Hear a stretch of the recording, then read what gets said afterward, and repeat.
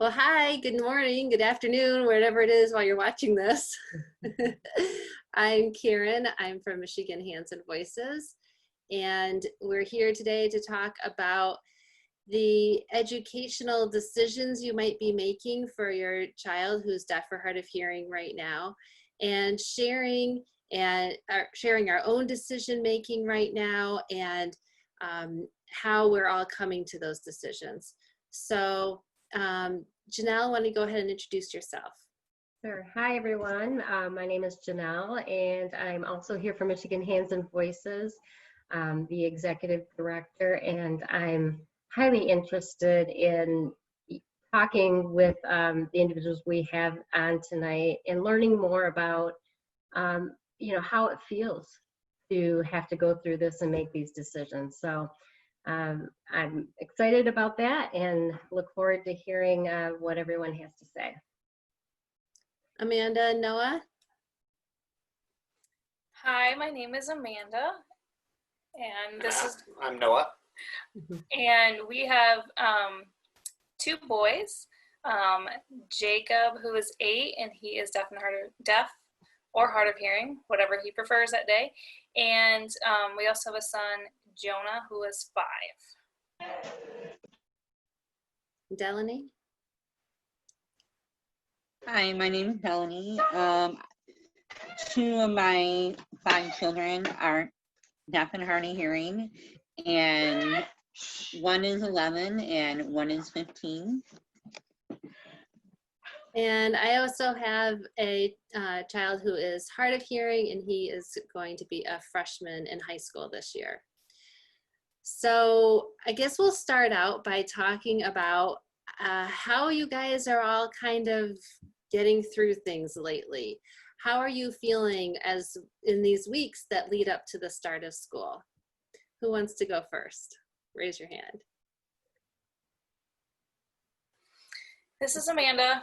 I am feeling anxious, overwhelmed, and fearful of decisions and how those decisions will then impact potentially the rest of the year, or trying to balance educational needs, mental needs, physical needs, but also the health needs. So that's my feelings. And Noah, yeah, Noah looks like he wants to share. Sure, absolutely. So I'm Noah, and I think what I've learned, my construction industry that I work in has been constantly evolving since the starting of the pandemic issues that we've had in the U.S.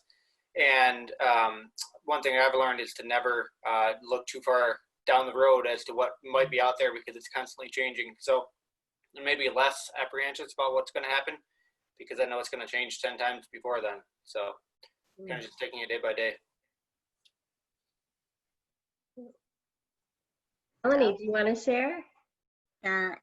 So both my husband and I work in the retail world, and so we have been in, I call it the petri dish, every day, all day, many, many hours. And so we have done what we can. I will say, my girls, I have some qualms, but I also have tried to take as many effective, proactive ways to ready them to go back to school. Well, I can say, I guess I'll share too. I can say that I'm trying to balance the safety concerns with the accessibility concerns for my son.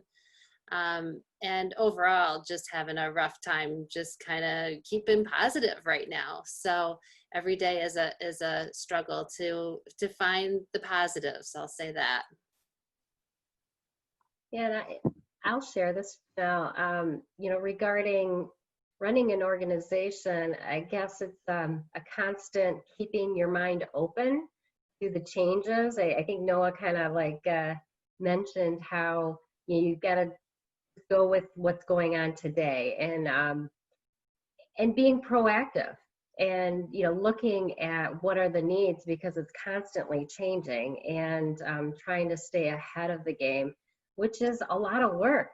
It's a lot of research and data searching at this time. And I think as parents, that's, you know, we're trying to do that to the best of our ability and make good decisions. But it is a very different, uncomfortable feeling not to know, especially coming upon fall, which is usually a time of getting back to things as, you know, normal, getting back to normal. The kids go back to school, and then we have these routines. So yeah, it's an interesting time. All right, so talking about school, have you made a choice for your children of what their plan is for the fall? And if so, can you share that with us? Sure. This is Noah. I'll speak for our children. Both of them are entering, one's entering elementary school, the other one's in it. And the district has recently come out with a hybrid approach to start off the year, and that's what we will be enrolling them in. We find that we chose that because we want to see how it pans out and get as much interaction and involvement from that they can from a school environment. And this is Karen. How long does that hybrid option last? So our district has come up with a plan that extends through the first 3 weeks of school for a hybrid option, and then they're going to determine what happens after that point. So it's real short term, again, back to that kind of not long-term planning. Nobody knows how things are going to progress, and so you didn't have to really make the decision yet. Do you have to make the decision in after that 3 week period then? So we actually did. They are offering a virtual option in lieu of the hybrid, and so we chose a hybrid option in lieu of strictly virtual. And so I suspect that there'll be an opportunity to switch around at some point. They're not going to lock everybody into one solution for the duration, but we'll kind of see how it evolves. Right.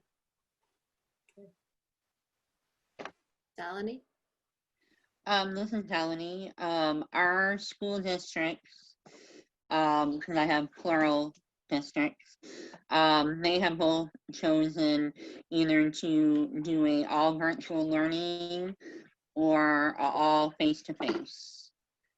And I actually just got the telephone call confirming that the school board had approved that, and that was what was going to take place right before this meeting. And so for our girls, they are older, and so we've actually been talking about it all summer long, what the different possibilities were going to be. And we kind of weighed the pros and cons. We looked at how they did this spring with kind of like what was thrown together, and how it would look, because they do use interpreters, how that would look and everything else. And both of them, before I actually made them talk it through, they were like, I just want to go back face to face. For them personally, they absolutely did not like the online. They struggled with it, even with their meeting with their interpreters multiple times a week. It was a big struggle. And then them meeting with the online classroom, they felt very overwhelmed with that. Yeah, we have a similar situation to Noah and Amanda, where the first 2.5 weeks or so is hybrid. So it'll be 2 days in person, 3 days remote. And we have the option to opt out of in-person after that. So the in-person though is 4 days a week and Fridays are remote. The online is taught by the same teachers teaching the classes in person. So they have to teach both in person and online. And then we have another option to do another online option. But again, it's not synchronous, meaning you're not a class getting together, having discussions at the same time in live. It's actually, you know, you get the assignments and you complete them on your own. So it feels a lot like none of the options are great. You have to sort of pick the option that's the best match for your child, I think, at this point, at least from where we're coming from. I think it's wonderful that we're in an area where we're able to have options. That's actually probably a great thing, but at some point also it's like, gosh, it'd be nice to not have to make a decision. Yeah. Yeah, so this is Janelle. Melanie, you mentioned that your girls were part of the decision because they're older and, you know, should be a part of the decision and make and give their opinion of how things were working and what they'd like to do. Was there any other factors, Delaney, that, you know, you and your husband thought of that, you know, came up with, yes, this is the way we're going to go? Anything that like you really took in consideration that you needed for them? We actually talked to their interpreters also to see, because unfortunately both my husband and I were working while the girls were interacting with their interpreters. So we also discussed it with the interpreters. Their HI teacher actually, we called and discussed things with them, and she talked about how their classroom's set up, how the other classrooms are set up, how things are going. It should be interesting that they all eat breakfast and lunch in classrooms versus cafeteria and such. So our school district has been trying to go out of their way to try and make sure that we know what to expect when the girls go back to school, but also just talking to our girls and making sure that they wanted to go back for the right reasons and not just because, you know, they're bored. And actually my girls have done relatively well up until this evening.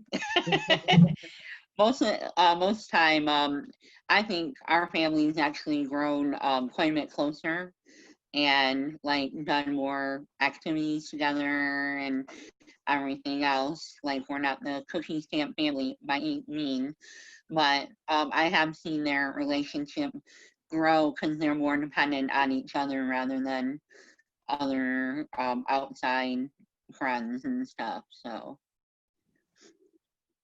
Great. Right, so thank you, Delaney. Amanda and Noah, can you kind of like share with us how you got to your decision? Were there certain factors that you considered? You know, was there things that helped you along that way to be able to go one way or the other? So this is Amanda. I think one of the main things we had to consider is our youngest going into kindergarten and how important that is for him to know what real school looks like. I mean, he went to preschool, all day preschool. I mean, so he has some experience. But our concerns of, you know, him doing everything online and never having that in-person experience to build any friends. I mean, this is a new building. So, you know, it's some of that aspect. And then how that weighs in a decision for the other child. So do you want the same plan for both of them, or do we think about different plans? And so I think we really, you know, thought about it's what's best for both of them, kind of weighed into that. And as we were still weighing, is virtual, I think sometimes the virtual is just an easier option because it's a set schedule. But we're not, the face-to-face, we're starting with this hybrid, hopefully going full-time face-to-face, but again, we know that's going to change. So I think that's where we talked about, is virtual the full-time just easier because you have a set schedule of doing it, or are we going to do this, you know, on and off thing? And I think we decided that on and off was a better option for our boys right now, just for some of those social interaction things. And another piece that really helped us make that decision was we finally called, or I emailed the principal and said, can we just have a few-minute conversation about what this looks like, and have a better understanding of what the virtual option is and what in school is going to look like. And that really helped us like push forward with our decision to try face-to-face, just by what protocol she talked about. And yeah, I mean, just the environment that they want to use. Yeah, so this is Noah. What it ultimately came down for me is looking at the single objective of what is the best opportunity to get education enhancement. That's what we're going for here. And if the virtual option wasn't going to, it was, you know, they couldn't really define it if it was going to be taught by local teachers or, you know, a hybridized system of somebody else's curriculum. And so that really made me uneasy to choose that when I could choose a in-person with a known quantity of educators. That made it a difficult decision to say, I want to give up that known quality education for something that's maybe going to be canned and not function well. And so that pushed towards a in-person option. And I think that's what ultimately would drive us away from an in-person option too, is if we can see a quality virtual option that, you know, that's what we're trying to get here is educational advancement. And so if they're not going to achieve that because of all the burdens that they're going to have in an in-person environment, it may just not be worthwhile. Well, I can say too, some of our decision, some of the factors that went into our decision was that while I'm concerned about the safety of in-person, because our school is not able to do the physical distancing. They've promised 3 feet between the desks in the classrooms and 3 feet between students at lunchtime. And that to me isn't, well, it's with keeping with the state guidelines, but it's not with the recommendations. And so I have to kind of get over that to try this hybrid out for my son, because I don't know which is going to work best for him as far as accessibility. So he may have a really difficult time with masks, with the Roger Phonak, the remote microphone. It might be muffled. It might, there may be all kinds of problems we don't know yet because we haven't really been able to try it out. At the same token, online almost seemed worse, because while some teachers might be recording videos privately where they can take off their masks and they could be face on camera, many I expect will be recording their lectures in the classroom while they're teaching the in-person, not being on camera, just seeing the document camera. And so then there's no lip reading, there's muffled speech, and they're almost like more factors against them. So plus the factor, like Delaney, he is a freshman in high school. He can be asked for his opinion, and we try to have very open discussions about making decisions affecting his life and really take into consideration his opinions. And he keeps saying he's got big plans for high school, and you got to do what you got to do for the kid. Thanks. This is Janelle. Thanks, Karen. I think the additional look at accessibility as parents of children, that is our main concern. That is one of those things that we really have to stay open about. and look at this probably a day-by-day thing with our kids as they walk through this new journey, and share with us how things are working. Can either one of you or anyone here share more feelings about the whole accessibility concerns, and maybe a little bit more about your child in particular of how that may or may not work this fall? Sure. This is Noah. I'll start with part of our child's going to third grade, and so it's just starting to be able to do some self-advocacy for his needs. And so it's challenging to figure out what truly he needs from a enhancement or accessibility standpoint, and what maybe we're trying to provide that are just going to hinder him from the environment he's going to be in. So it's going to be a challenge to figure out, when he's just learning to self-advocate, how those tools are working for him, and how much we have to maybe go above and beyond what he's saying to say, you really need to use that Roger supplemental tool. And this is Amanda. I think I've started to have some of those conversations that he's going to just have to ask his classmates to repeat themselves. And the district has shared with us that they are going to at least provide a clear mask for the teacher and for him. But then the principal said that's kind of funny that the district's buying one for him because he's not the one that needs it. So the principal is trying to advocate the whole class needs that. So at least we have some administrators who understand that potentially can help, being able to read lips and that kind of thing. But I think it's just like having some of those conversations, or letting him know, like, I just used the Roger at home. We were out bike riding. And so I said, you're going to have to, can you hear a difference when I put my mask on and when I don't? He's like, yeah, I can tell. And I said, well, that's how it's going to be in the classroom. So you're going to have to start thinking about how that works, or, we may have to brainstorm different ways for you to talk in small groups with kids or that kind of thing. So I think it's just, he is only 8, but just having some of those conversations, so it's okay for him to know that he can ask somebody to repeat, or he's going to have to talk with his teacher about what he's experiencing. Yeah. This is Jill. I think that's great, Amanda, that you mentioned about practicing. You are actually going through and trying to replicate some things now. I think that is a positive thing we can do with our kids now, is to actively role play and go through some scenarios before it does happen, and getting them to think about these things now.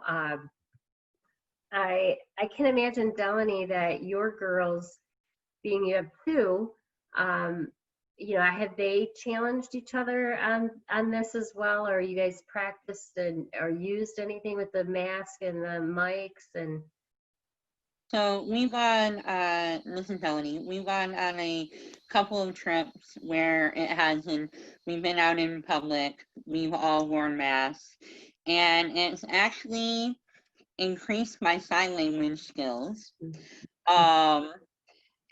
And my oldest one, who will be going into 11th grade, for her, since she got the CI, she hasn't been so dependent on lip reading.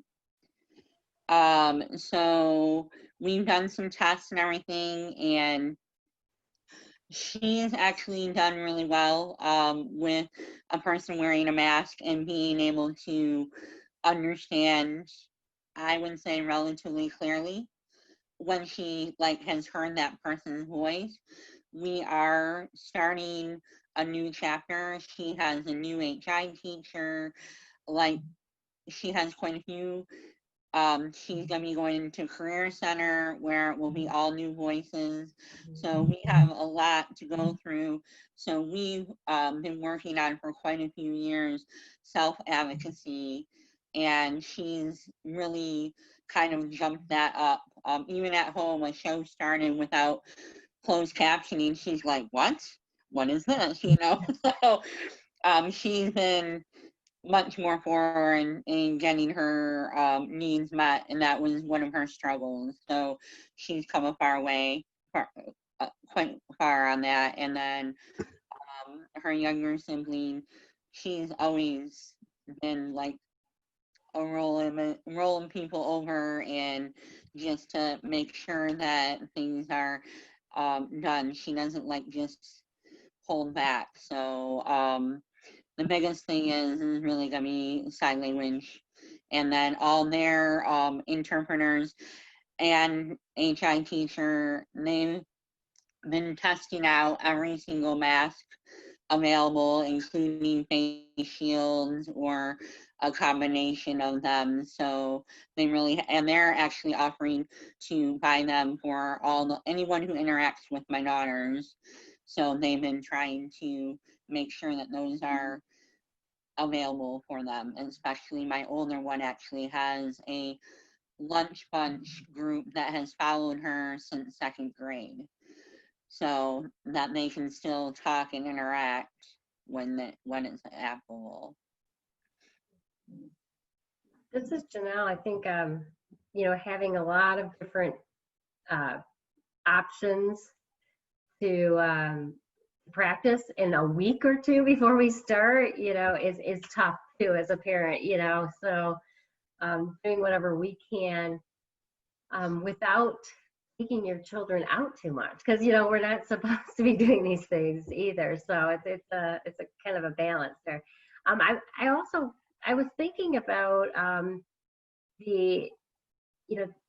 what can we do in the next couple of weeks when we first start, and making sure to mention to our professionals, especially the educational audiologists, about doing functional assessments with our children, and that to be a regular occurrence for a while, like not just say one. Karen, do you want to comment on that? Well, I just want to comment that what you're talking about is a functional listening evaluation, and you just forgot a word there, so I just wanted to say that in case anybody was wondering. That can be a way of evaluating how the child is able to access the teacher's instructions and respond and do the right thing and get what that child needs in the classroom. We haven't actually talked about that yet with my son's team. I've been in contact with the deaf and hard of hearing teacher consultant for our county and the educational audiologist, just in terms of what the decision was going to be for school for him right now. And also that just, thinking about how the FM or the remote microphone may or may not work in whichever environment he's in. But it's interesting, a few weeks ago, I was going, okay, when they come out with plan, in the back of my head, I was going, I'll have to make sure that I get with his Section 504 team and we figure things out before school starts, because every year up until now, we've always made sure we had a meeting with his team to make sure the new gen ed teachers were aware of how the remote microphone worked, the importance of it, so that he could kind of slide into his new school year without a lot of questions or problems. But we're not doing that this year. We decided to hold off on that and see, especially because this is a hybrid approach for the beginning, see how it goes, and then see what changes we need to make to his plan, to his accommodations, if any, and go from there. Yeah, this is Janelle. I think that's a very healthy approach, Karen. And I think no matter if it was a child utilizing an oral option or even a child using interpreter only to help throughout the day, I think, having a place to say, let's meet, within a week and see how things are going. But just to make sure you have that plan in place and mentioning to the team, I think it's going to be very important that they have a heads up that this is what you're expecting, because we don't know how it's going to go. And we need to keep reevaluating the situation and tweak it, as to how things are working.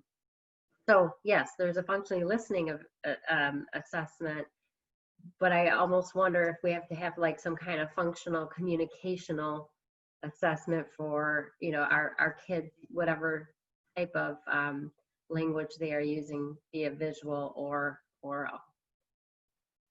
All right, so I know we've kind of talked here for about 30 minutes now, so we probably need to start wrapping it up. So I've already heard Delaney mention quite a few different things that are positives, because of the situation that your family has been put in. But can you name any other positive things or that have come out of the situation right now, to kind of leave families with something to maybe feel hopeful about? Is there anything that you can think of, even if it's something small? Like Delaney said, the relationships between her children have kind of improved because they're relying on one another now a little more. Maybe you can share something with our families. Delaney hit on it right away. That's what I was going to say when you put that question out there, was the relationships, the family environment, the core functions of a family that really grown stronger because of us having to be in one space, one unity together. And then watching the children interact with each other more, become their own best friends. And then just outside of that, your local or your community that you're involved with, and maybe there's a couple of friends that they've seen or cousins that they've seen and interacted with. Those have really grown a lot stronger. So just seeing that physical bond being so important, that human interaction bond being so important, that maybe don't see when they're just interacting with hundreds of people on a regular basis. This is Amanda, and I would add on to that just having a little bit more time as a family unit, not running everywhere every night with sports and that kind of thing, just valuing the time to be a little bit slower. And I really enjoyed reading like what my son's reading, and so we can kind of have a few conversations, and that's something I've never really done before, trying to keep up with him reading. So that's just been a fun experience to talk about what's going on in the books. So Well, listen, Tony, besides my girls like to dabble in art and stuff like that, they've actually found some other creative things that they like to do. Like one found out that she loves to bake, and she likes to bake from scratch, like cakes, like from the no prepackaged mix type thing. And they like researching the recipes, and they actually kind of like get into it together, and they've actually learned that they do enjoy cooking, and then working on other projects together and stuff like that. So it's kind of like expanded their creative juices in a different avenue other than just drawing and painting and such. Well, this is Janelle. I can share a positive that's come out of this for our family is we really have improved in our ASL skills. I know, Delaney, you mentioned you had improved. Yeah, we just having my son here with us all the time, and my son's 18, so he kind of has his own thing of what he wants to do, and when he wants to choose to wear amplification or not. And during COVID, he's chosen not to wear amplification, so we've all had to ramp up our ability to sign. Otherwise, we're not going to have a relationship with him or be able to get what we want. And what I noticed is as parents, we were really doing a lot of the communication between siblings and whatnot when that would happen. But, with us there all the time together, that gets really tiresome to be the interpreter all day long. And you just learn that they've got to step it up. So yeah, my youngest son, who's 10, he's really picked up on his signing skills. And then we have extended family with us, and we have a little 6-year-old, and he's actually, picked it up too. And now it's becoming this really cool thing that they all can converse with one another, and they laugh about it. And my son, oldest, the 18-year-old who uses sign language, he just loves the fact that, it's finally kind of like being more a part of the entire family and not just mom and dad really taking that interest. So I think that's a great positive with us. And I'll be forever grateful that, we had this time to be able to do that and I didn't have to push it on them and it just kind of happened. So Karen, you have anything you want to share? Oh, you're muted. You got to do it once per meeting. We're getting our other son ready to go to college, as you know, and I guess it's been very nice, that there's been fewer things on our calendar, so that we are kind of together, and it's been relaxed summer getting ready for him to go to school. And the two of them will, hop in the car and go to the store together. And it's very just, they both have time for each other, I guess, even if it's not as much time as I would love for them to spend together instead of separately on their computers playing video games. But it's good. Great. All right. So is there anything else anyone would like to share before we end this? I think just that flexibility is key. If you are in a position where you have the opportunity to choose from different options, and then you have the flexibility of changing your mind later, realize that you can make that choice. And once you make a decision, go with it. It's yours. You've made that decision. Love it. Give it water and sunshine and let it grow. And if you don't have the flexibility in terms of a choice for a school option for this year, maybe you have the flexibility in how you approach things from a accessibility or educational specific standpoint for your child. And remembering that you can change your mind, you can try different solutions to different things. You can contact Janelle and get input for what changes, what creative solutions you can come up with to make sure your child is fully accessing the curriculum and feeling supported in their education.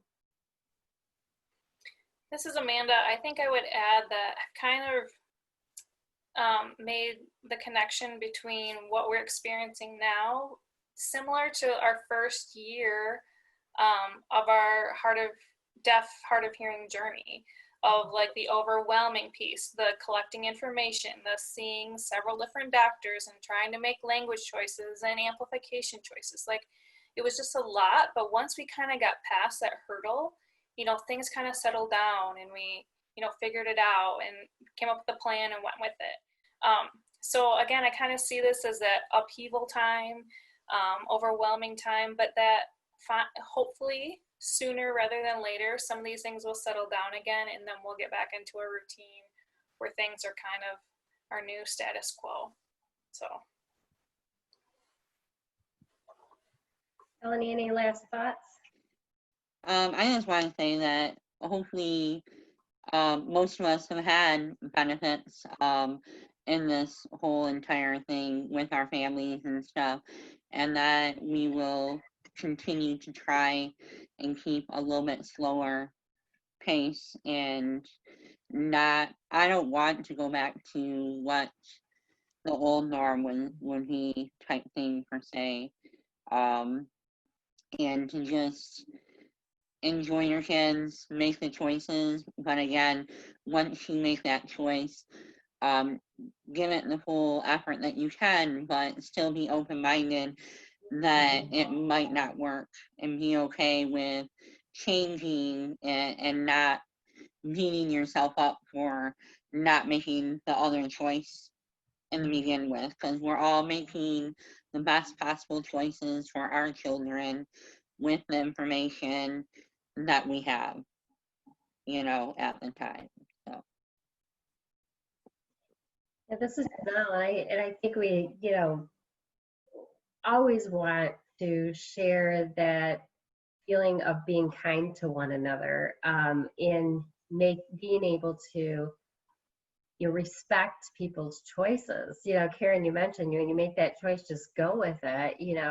I think one of the things very different about this scenario is we're all in this together. Everybody's going through this, and everybody's feeling this up and down and having to make choices and do different things. And I think there is an openness to kind of respect that it's different for everyone. The educational system in our state is different from district to district to district. And so giving everybody grace and really, coming to one another to ask questions and to lean on, but, not to judge one another, and just to be kind and be supportive of everyone's process that they have to go through. So kind of wanted to end it there, and hopefully we can do this again. Thank you for sharing.